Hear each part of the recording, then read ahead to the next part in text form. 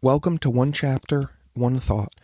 I'm Pastor Chris from Lincroft Bible Church in New Jersey, and every weekday I read one chapter of the Bible and offer one brief devotional thought. Today's reading is from the book of Ezekiel, chapter 27. Then this message came to me from the Lord. Son of man, sing a funeral song for Tyre, that mighty gateway to the sea, the trading center of the world. Give Tyre this message from the sovereign Lord. You boasted, O Tyre, my beauty is perfect. You extended your boundaries into the sea. Your builders made your beauty perfect. You were like a great ship built from the finest cypress from Senir. They took a cedar from Lebanon to make a mast for you. They carved your oars from the oaks of Bashan. Your deck of pine from the coast of Cyprus was inlaid with ivory. Your sails were made of Egypt's finest linen, and they flew a banner above you. You stood beneath blue and purple awnings, made bright with dyes from the coasts of Elisha. Your oarsmen came from Sidon and Arvad. Your helmsmen were skilled men from Tyre itself. Wise old craftsmen from Gebal did the caulking. Ships from every land came with goods to barter for your trade. Men from distant Persia, Lydia, and Libya served in your great army. They hung their shields and helmets on your walls, giving you great honor. Men from Arvad and Helek stood on your walls. Your towers were manned by men from Gamad. Their shields hung on the wall, completing your beauty. Tarshish sent merchants to buy your wares in exchange for silver, iron, tin, and lead. Merchants from Greece, Tubal, and Meshech brought slaves and articles of bronze to trade with you. From Beth Togarmah came riding horses, chariot horses, and mules, all in exchange for your goods. Merchants came to you from Dedan. Numerous coastlands were your captive markets. They brought payments in ivory tusks and ebony wood.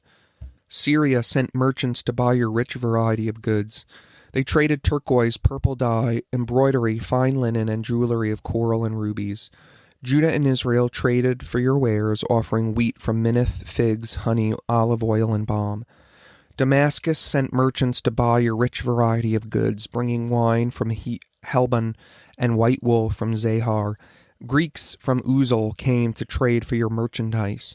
Wrought iron, cassia, and fragrant calamus were bartered for your wares. Dedan sent merchants to trade their expensive saddle blankets with you. The Arabians and the princes of Kedar sent merchants to trade lamb and rams and male goats in exchange for your goods. The merchants of Sheba and Ramah came with all kinds of spices, jewels, gold in exchange for your wares. Haran, Caneh, Eden, Sheba, Ashur, and Kilmad came with their merchandise too. They brought choice of fabrics to trade. Blue cloth, embroidery, and multicolored carpets rolled up and bound with cords. The ships of Tarshish were your ocean caravans. Your island warehouses were filled to the brim. But look, your oarsmen have taken you into stormy seas. A mighty eastern gale has wrecked you in the heart of the sea. Everything is lost, your riches and wares, your sailors and pilots, your shipbuilders, merchants, and warriors. On the day of your ruin, everyone on board sinks into the depths of the sea. Your cities by the sea tremble as your pilots cry out in terror. All the oarsmen abandon their ships. The sailors and pilots stand on the shore. They cry aloud over you and weep bitterly. They throw dust on their heads and roll in ashes. They shave their heads in grief for you and dress themselves in burlap. They weep for you with bitter anguish and deep mourning. As they wail and mourn over you, they sing the sad funeral song. Was there ever such a city as Tyre, now silent at the bottom of the sea? The merchandise you traded satisfied the desire of many nations. Kings at the end of the earth were enriched by your trade. Now you are a wrecked ship, broken at the bottom of the sea. All your merchandise and crew have gone down with you. All who live along the coastlands are appalled at your terrible fate. Their kings are filled with horror and look on with twisted faces. The merchants among the nations shake their heads at the sight of you, for you have come to a horrible end and will exist no more. One thought. It's been said that history doesn't repeat itself, but it rhymes. In other words, past events often are very similar, but not exactly the same as current events. And this is what the Bible calls typology. where past events in the Bible are reused and repackaged to explain future events and what's coming. And we see parallels here between the description of Tyre's fall here in Ezekiel 27 and parallels to the destruction of the evil world system that's personified as Babylon in Revelation 18 and 19. There are 8 parallels in these 2 chapters. First of all, both Tyre and Babylon have a large economic empire. Tyre's is a maritime empire, and Babylon in Revelation is this global trade.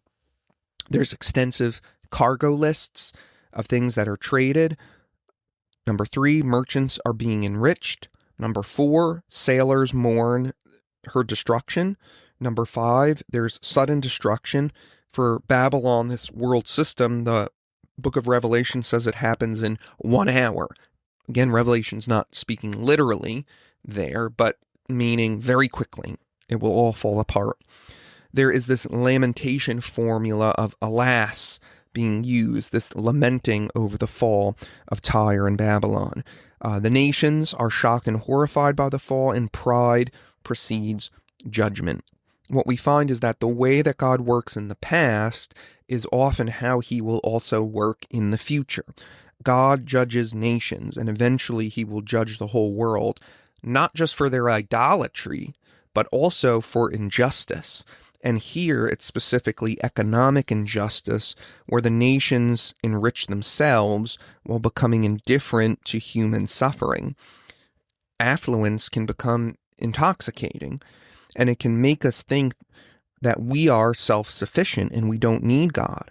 But everything that we have comes from God. And so we must live humbly and authentically before him, using our wealth to help others, so that we don't fall into the same trap of Tyre and Babylon, where their pride puffs them up, leading to their judgment.